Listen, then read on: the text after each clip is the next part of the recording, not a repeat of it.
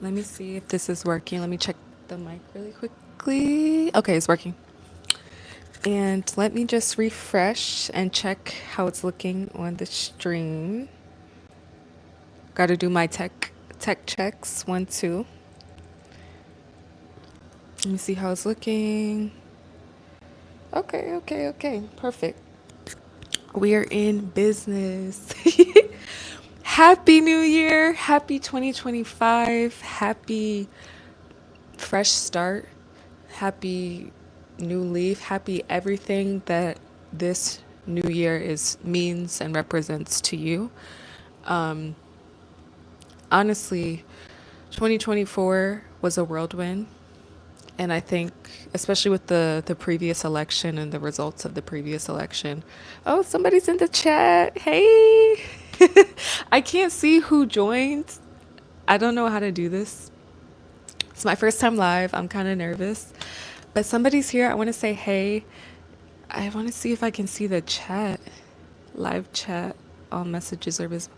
I'm on my phone, so I'm going to see if it can pop up. But I want to say hi to our viewer. I hope you're having an amazing, peaceful, restful new year filled with love, positivity, surrounded by love and positivity. And even if you're by yourself for this new year, you making sure that you are the person who surrounds yourself with the love and provides that positivity and provides that love and space for yourself unconditionally. So I just want to say Happy New Year to you and Happy New Year to everybody watching. Honestly, going back to what I was saying earlier, 2024 was really, really crazy in a lot of different ways. And I think one of the major ways, it was almost like 2024 was a year of bubbling under the surface, right? Everything came kind of bubbling up through the surface. There was like a spirit and a feeling, and I don't know if you guys felt this, but something I really felt in 2024 was like a spirit of unrest, and mainly due to the social, the economic, the racial climate of the United States, but also the world. Um, and when I say that, I mainly mean like 2024 was a year of unveiling of imperialist powers and really the harm that imperialist powers can do. We known that imperialist powers can harm. We've seen the harm of colonization. We've seen how they rape and pillage and what colonizers do and what the after effects are. So I don't mean that. Obviously, we're all aware of the effects of colonizers. What I mean is an awakening of just how far those who have power are willing to go to crush and oppress so that they can hold on to power. And I feel like we've been able to see this because of social media. And social media has its downsides. Don't get me wrong. Like I'm not a big social media person, as you can tell from this live. I get very nervous whenever I have to go live, or I don't really like to post on social media. But the positive of social media for 2024, the past year, was that we really, truly, truly got to use social media as a tool to see the realities of genocide and the realities of imperialism and the realities of colonialism. I think oftentimes we are so far removed by a textbook where we're reading in class, we're reading these, textbook notes and these cliff notes or these annotations or these, just these asides of how Native Americans and how indigenous people were colonized, and we're reading these little annotations and bibliographies from professors and PhDs who are all theorizing colonization. So it's all intellectual. It's all just kind of us imagining what it means to be colonized. Obviously, we're feeling the after effects, but in real time, what we've learned about colonization has all been, Christopher Columbus and him colonizing indigenous people in America, and we've learned about the colonizers in Europe going over to different parts of the world in Asia and Africa and so forth. So we've always just kind of read it and intellectualized it, and it's been very theorized and living in the head. But social media is the first time that we're actually seeing the real colonization happening when people like Bisan and Motez are going live in Gaza and showing you exactly what is happening in Gaza and showing you the realities of what imperialism and colonialization looks like on a fast track. Now, I think living in America, we see the slow track of imperialist, agendas. And what I mean by slow track is like, as a black woman and as an African American woman, we see the imperialism that happens through lack of access to healthcare, through the prison industrial complex, the school to prison pipeline, the way that modern slavery exists through the prison systems, and because the prison systems are funded and backed by private organizations and institutions, and you know we're seeing we're experiencing colonization, but it's, I would say, in our minds it's slow tracked because it's not as outright physical of us being bombed and attacked like what's happening in Palestine, but it's the same effects. We're still dying because of over policing. We're still dying because of the school to prison pipeline. We're still dying because of lack of access to healthcare, lack of access to reproduction rights, because of forced sterilizations, because of inequality, because of racialism in all spheres of education, healthcare, all spheres of government. We're still dying the same as Palestinians are dying, but it's not as outright the government shooting us in the street. Now, what's happening in Palestine is really, really, it is so disgusting to see how imperialist powers are really getting away with this. I'm not shocked that they're getting away with it, but I'm shocked at how open they're being with it. And I want to go back to what I was saying about social media just to wrap up that point. This is the first time people from Gaza are showing you on TikTok what is happening. They're showing you the children, men, babies, elderly, people of all ages, women, people with disabilities. They are showing firsthand people being slaughtered in the streets, animals being slaughtered, people being slaughtered, bombs going off, and they're going live and they're showing not just that, but they're showing sadistic people, the Israeli army and the IDF, Palestinians are showing how sadistic they are, how sadistic the IDF is, and how sadistic Zionists are. And they're doing this firsthand by just putting the camera up, pulling it out, and holding it up and showing. They're not editing, they're not filtering, they're not doing anything but just pressing that live button. And that has what's been so powerful. I think TikTok, for those who were not radicalized before, I think TikTok has radicalized them. And I hate to use the term radicalized because there's nothing radical about wanting basic human rights. There is nothing radical about, and sorry, I'm really breaking out because I ate something I was allergic to, so ignore all of this. But there's nothing radical about fighting for basic human rights.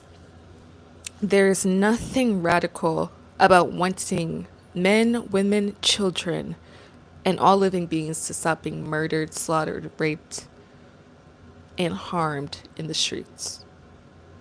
There's absolutely nothing radical about saying free Palestine. There's nothing radical about demanding an end to systemic killings of Black Americans and systemic state-sanctioned violence against us. Demanding an end to state-sanctioned violence against Indigenous, Native Americans, or any BIPOC person. There's nothing radical about that. That's basic human 101, I would say. But I'm using the term radical for lack of a better word I would say more like awakened, or yeah, awakened. I would say TikTok really awakened a generation of not just Gen Z, but you're also seeing what's posted on TikTok being transferred and posted and reposted onto Twitter, and then it makes its way to Instagram eventually. But I feel like it reaches Gen Z first on TikTok, and then it goes to Twitter, which is more like millennial, and then like Gen X's live on Twitter. And then Instagram's kind of like a mixed bag. Everybody's on Instagram, but I would say like in real time, we truly are seeing that sort of ideology of awakening happening, because people are seeing Palestinians going live. People are seeing people in Congo go live. Not just and I don't just want to use Palestine as an example.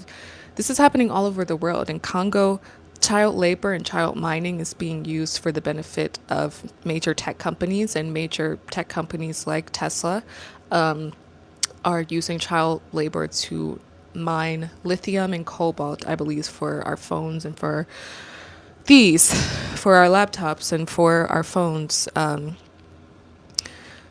Capitalism is a system that only thrives on the blood of the oppressed, and we see that in real time, that in order to have all of these things, we're kind of forced into this system of capitalism where we aren't, or weren't previously aware that, in order to get this, a child is being forced into basically slavery and killing themselves working hours a day. And it shouldn't be like this, because, it shouldn't be a case of in order to have a laptop or have a phone, it has to lead to some sort of exploitation and global exploitation of, other regions all over the world. And I think that's something that it's a warped, white, very white version of capitalism. Capitalism in itself is a white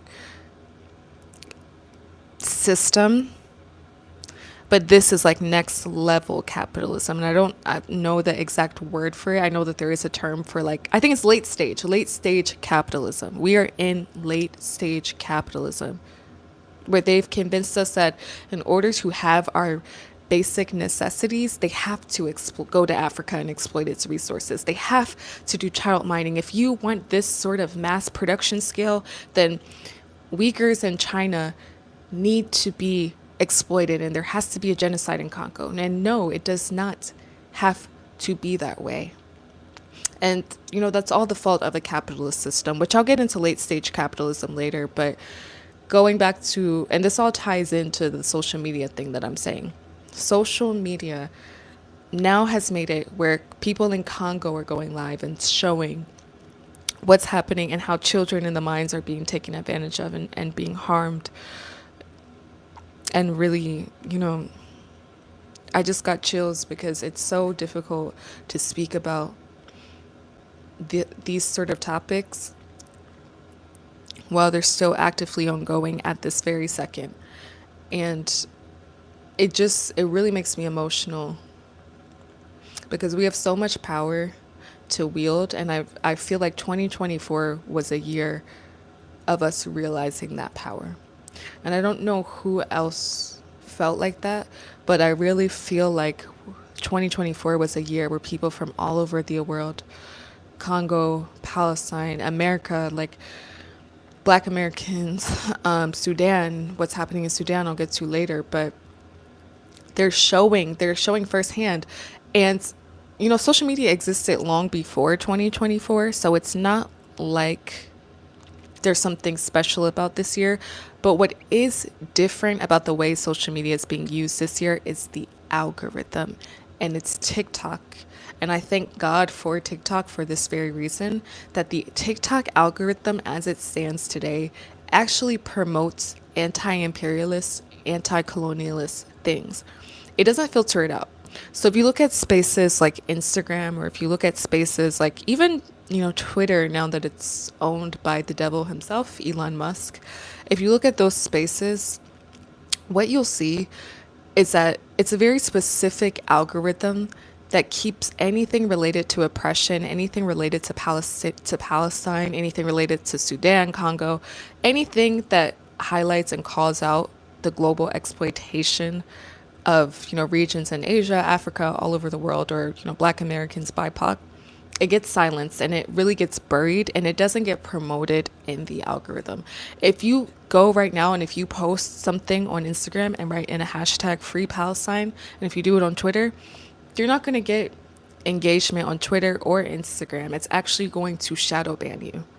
And this is something that just many people, I hate to use the word activists, but like this is something that anybody who's involved in just advocating for any sort of real human rights issue is aware of. If you post it, you're going to get shadow banned.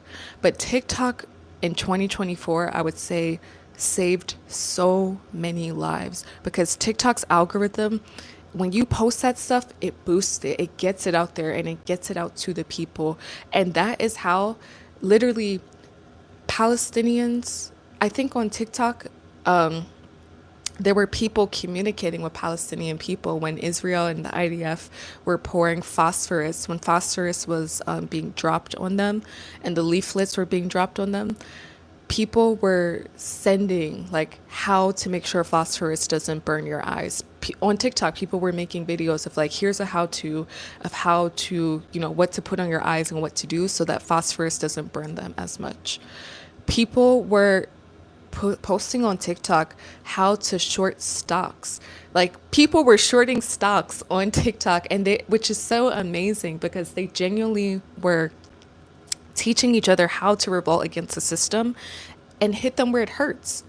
The way that you dismantle a system, and I love this quote by Audre Lorde, the way that you dismantle, and I want to say, hey, I see that more people joined. So I want to say, hey, and just take a quick pause to say, hey, guys. I can't really see the chat, so I don't really know if anyone's saying anything, but I want to thank you for listening and thank you for being here.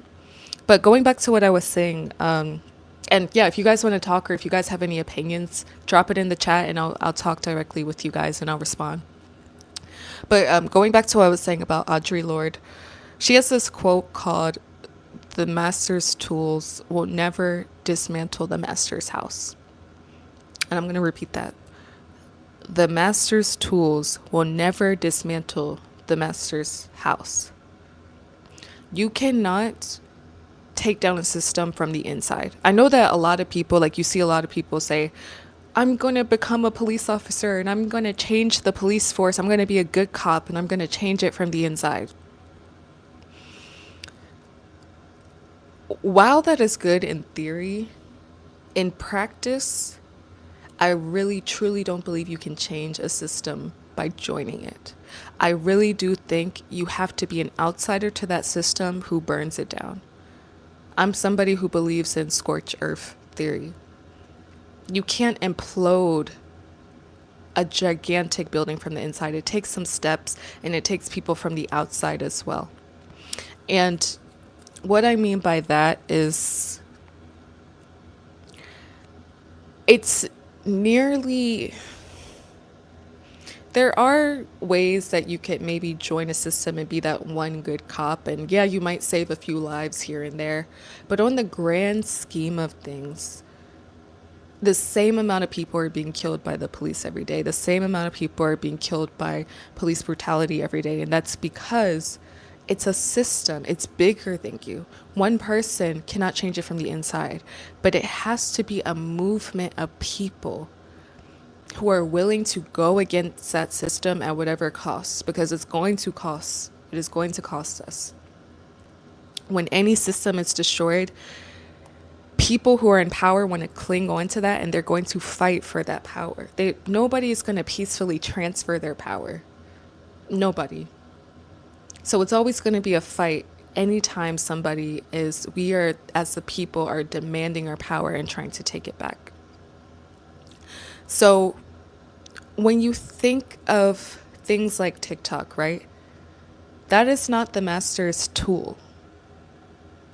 The master's tool in this case is Instagram and Twitter. Because Twitter is now owned by an oligarch, Elon Musk, who openly posts white supremacist things. So that's just a given. That doesn't even need to be explained because he's just so outright and he's so overt that he wants to push an agenda. He wants to silence people who are advocating or getting news and information out to people about, important world events and important issues. That's just something that Elon Musk has made quite obvious. But I'll use the example of Instagram, which is owned by Mark Zuckerberg, right? Instagram is owned by Meta.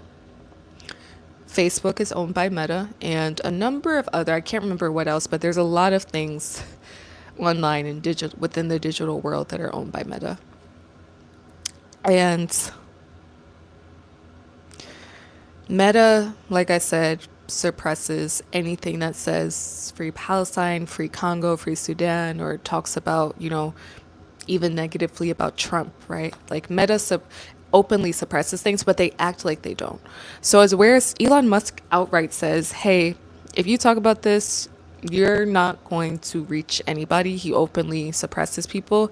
Meta pretends to be this very free and progressive place and digital space, but we all know that it's not. We all see what happens when we try to post and get anything shared on there. It doesn't reach anyone. But when you post on TikTok, it reaches so many people. And like I said, it helps. Like the example I gave of the phosphorus in the eyes or shorting stocks, people were hurting the system from the inside. People were sharing and telling us ways to dismantle the master's house without using their tools. And that, sorry, excuse me, without using their tools. And that is what they're so scared about. And I in my whole heart believe that is why they're trying to do the TikTok ban, because TikTok awakened so many people to how to dismantle the system from the outside. TikTok was the first app that said if you cannot beat them, don't join them, take them down. It was the first app to do that. And the way that they took them down was so smart. Like, I swear, TikTok is such a wealth of information. If you guys go in there and find the right pages, it will just your algorithm will keep recommending you books to read by abolitionists, facts about imperialism that you didn't know, facts about COINTELPRO that you didn't know. You know, I keep giving this example of shorting stocks because I think the shorting stocks was in response to government oppression, obviously. And they said the only thing that our government listens to is things that will hit their pocket and hurt their money. So let's short their stocks for these companies who are supporting the genocide in Palestine, like Starbucks, all these places. And it actually worked. And it was this big thing where the companies did not know what to do because it was the first time that we're seeing a digital revolution. And, I'm not a huge tech person. This is not like to promote TikTok or anything, but genuinely, like, I think TikTok really was the first space, just as somebody who was just joining. I wasn't even posting on there. I wasn't even engaging or commenting, but I learned such a wealth of information from there from people all over the world. It was where I also saw Bisan and I saw Motaz and I saw all these journalists and Muhammad and all these journalists in Palestine going live and showing exactly what they're doing to people in Palestine. And they were showing the genocide. In Congo, they were showing the genocide. In Sudan, they were showing it. It was all over the world. And I genuinely feel like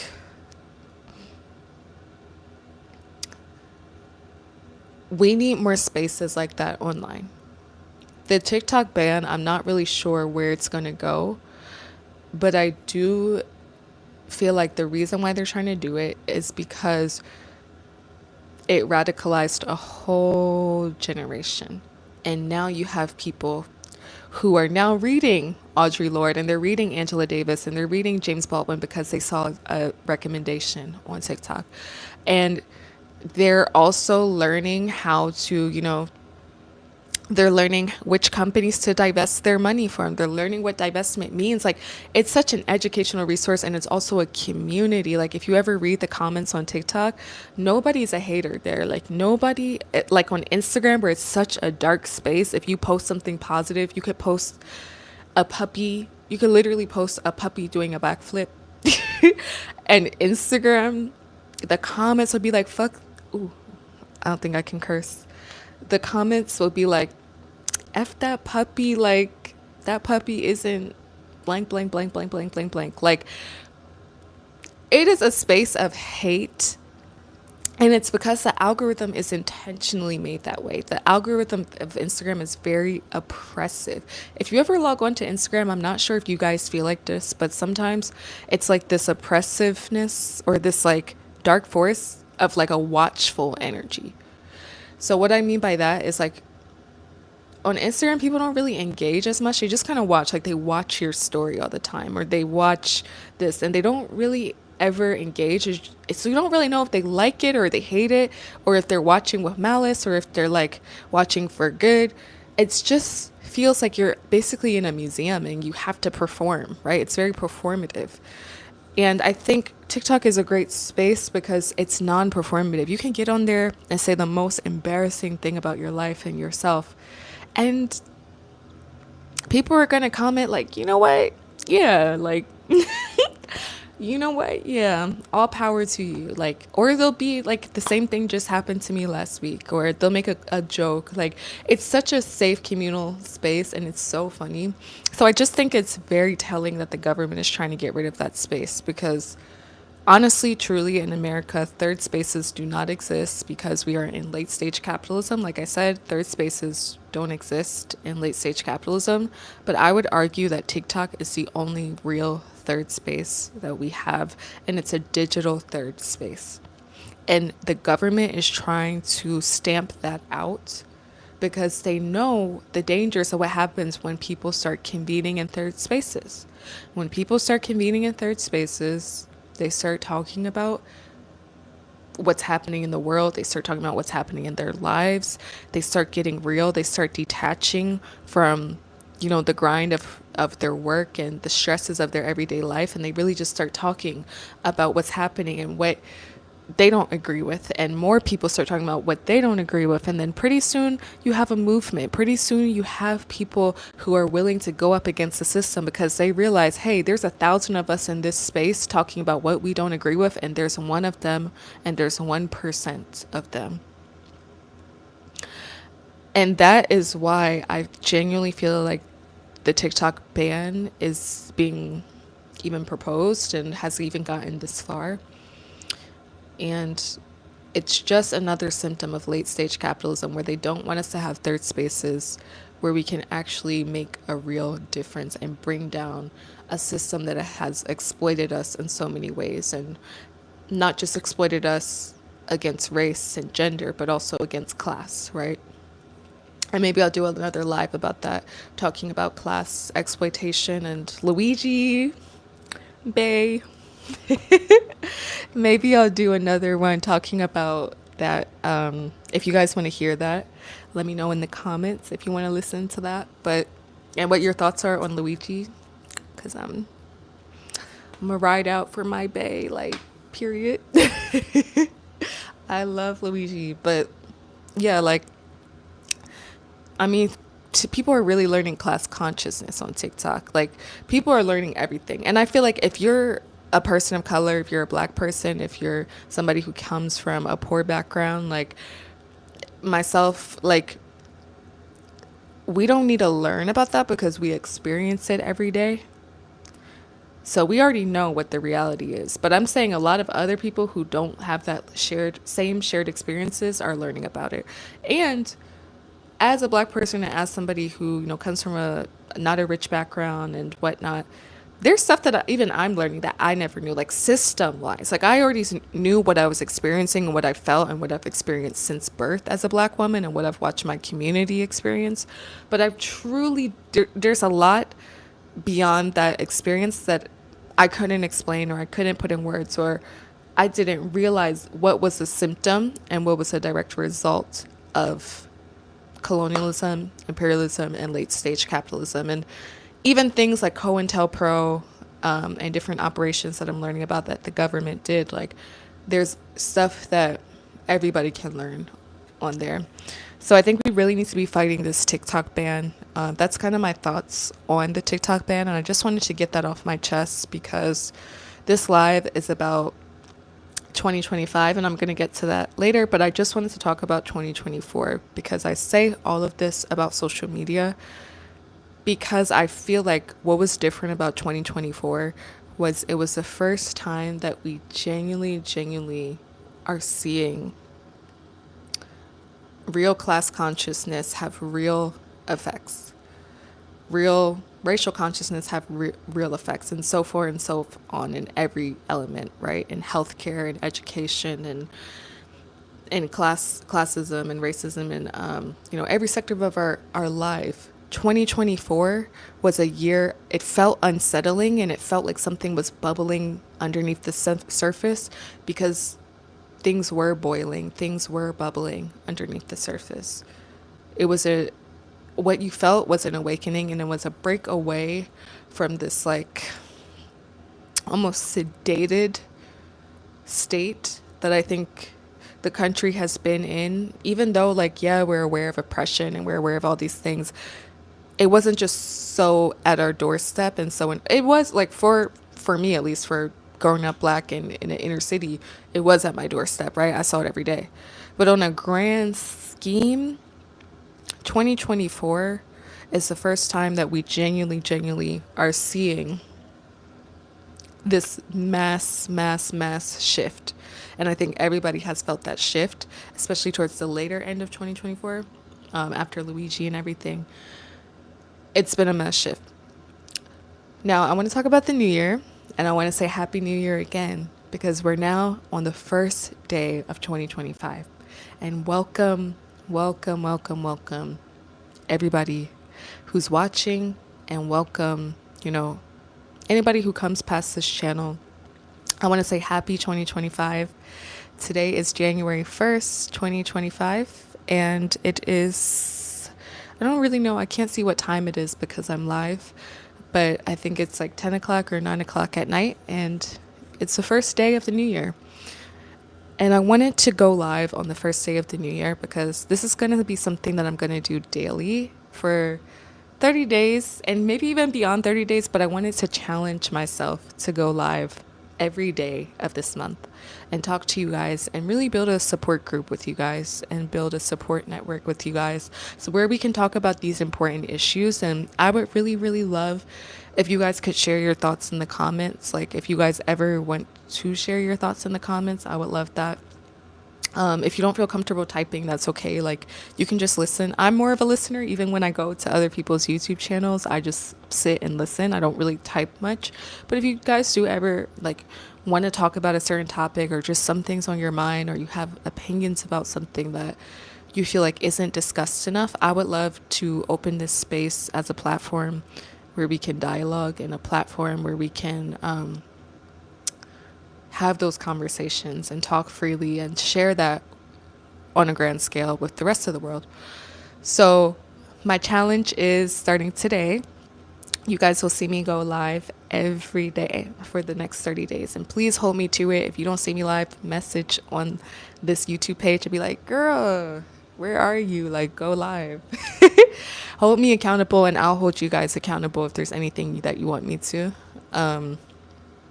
But yeah, I'll be going live. And then the next few months, I kind of want to stay on top of that and keep going live and really build like a community for us. Because those, like I said, the best way to start or to have a third space is to start a third space. So I can't be on here talking about the lack of third spaces if I'm not actively trying to create that within the realm of how possible it is to create that within a capitalist society. So I am going to try to create that and create that space. And that's pretty much what Incendiary Balloons is. Like, if you're wondering, what is Incendiary Balloons, right? What is this page? Incendiary Balloons is it's an abolitionist, anti-imperialist, anti-colonialist news platform that is really dedicated to shining a light on overlooked human rights issues all across the globe. So not just in America, but on a widespread scale. And it's not just, politics that we talk about or social justice. We're going to talk about everything. So we're going to talk about environmentalism, tech. We're even going to talk about whatever you guys are interested in. So in Incendiary Balloons, we cover human rights, politics, but also we cover technology, architecture, art, music, fashion. We're going to talk about everything but from an intersectional lens, right? From an intersectional viewpoint. And I'm really excited to do that because this is the third space that I've wanted to create my whole life. Like anybody who knows me, if you ask like, hey, tell me about Talia, or what do you know about Talia? Pretty much the number one first thing you're going to say is she has been working on starting a black owned media company for her whole life. Literally my whole life, like my whole young adult life. I knew that I wanted to be a journalist and investigate human rights and start this black owned media company. Since I was in high school, I decided that. And then I went to college for it and graduated and everything. So this is years and years of blood, sweat, and tears. And it's a culmination of trials and tribulations and going through phases and growing and seeing the world grow as I grow to be where I am today. And it's only going to be bigger, and I want to grow with you guys. I want to build a space with you guys so that you guys, whatever you want to do too, you can follow that. It's the first day of the new year, and I want to really send this message because I challenge you guys, the two people who are in here right now. If you're watching this, I know that there's something that you're passionate about, right? And maybe it's something that you haven't even realized that you're passionate about. Maybe it's something that's like, hey, I really like cooking, like, or like, I am really happy when I do this. I just want you to think for a second, what am I really happy doing? Like when I'm just doing this, I feel so content. I forget about all my problems. I forget about my bills. I forget about what's happening. I'm just happy, genuinely. Is it when you're cooking? Is it when you're writing? Is it like whatever that is for you, what you're most happy about and what you're most passionate about? I want you to write that down. You don't have to do it right now, but if you want to do it now, you can. But I want you to write that down. It could be later or whenever you choose. Just do it before the day ends today on January 1st. Write it down for the new year as a manifestation and an affirmation that this year, whatever it is that you're passionate about and whatever it is that you love, you are going to go for it full force. And not only are you going to go for it full force, you're going to do amazing at it. You're going to be successful at it. You're going to be great at it. And it's going to change your lives and your life and so many lives around you. And I want you to speak that into yourself because it is possible. And I know it's possible because we are only flesh vessels, right? We are only souls that are within these vessels of flesh. But we exist within a larger realm of the universe. And the universe is limitless. The universe has no cap. The universe has no ceiling or glass ceiling. Ceilings are man-made constructs. Ceilings were made through capitalism and through different governmental systems. So don't place yourself in a man-made ceiling. Know that in your soul, what you want to do is what you were put on this earth for, and it's what you're going to achieve. No matter who is up against you, no matter what is up against you, you will achieve it because it's inside of you and it's meant for you. It's your destiny because it makes you happy. Anything that makes you happy is your destiny. And I want whoever's watching this to know that in 2025, that is my message to you. Go for your destiny and don't care about what anybody says. Today, starting now, you can always go for your destiny. If you feel like, hey, today I'm sad or today I'm dealing with stuff, I can't focus on this, right? There's always tomorrow. You always have a tomorrow to follow your destiny. It is never too late. And that's the message of 2025 is it's really time for us to reclaim our power in several different ways. So not just politically, not just socially. Of course, that's the main thing because that's our physical realm and our physical existence, but also on a spiritual level and a higher level. Fulfill your destiny and fulfill yourself. And you can do that in small ways. It doesn't have to be a drastic change. But hey, maybe you Googled something. Maybe you Googled if you've been wanting to learn how to drive or if you've been wanting to learn a skill. Maybe you just Googled classes near me, free classes, or maybe you just went on YouTube and watched a tutorial. That's still one step closer to fulfilling your destiny. So I'm going to leave you guys with that message. I know that, I touched on several different topics, but I'll be talking on more later. And if you guys want to just drop a hi in the chat, or if you want to talk, I'm here to talk. But, or if you guys have any thoughts, let me know. But I am so excited for this year. And I want to thank you guys for staying and watching till the end and just for being here. And I hope you guys subscribe and come back, because I loved sitting here with you guys and knowing that you guys are listening and watching. That's just enough. You don't have to comment, because just your presence is enough. And yeah, I'm excited to grow this. I really do feel like Incendiary Balloons is going to be something very, very, very big, very game changing, and something that is really going to change the world in several different ways. So if you're on this journey, this is a movement, and thank you for being a part of the movement. And in order to start a movement, we have to stay strong and take care of ourselves. So I hope you guys are taking care of yourself this New Year's, and resting well and sleeping well and not letting anyone mistreat you, and setting boundaries. So, yeah, thank you so much, and Happy New Year from Incendiary Balloons. This is the first day of the 30-day challenge that I'm going to do, and I will see you guys next time. Peace. Peace out. Bye.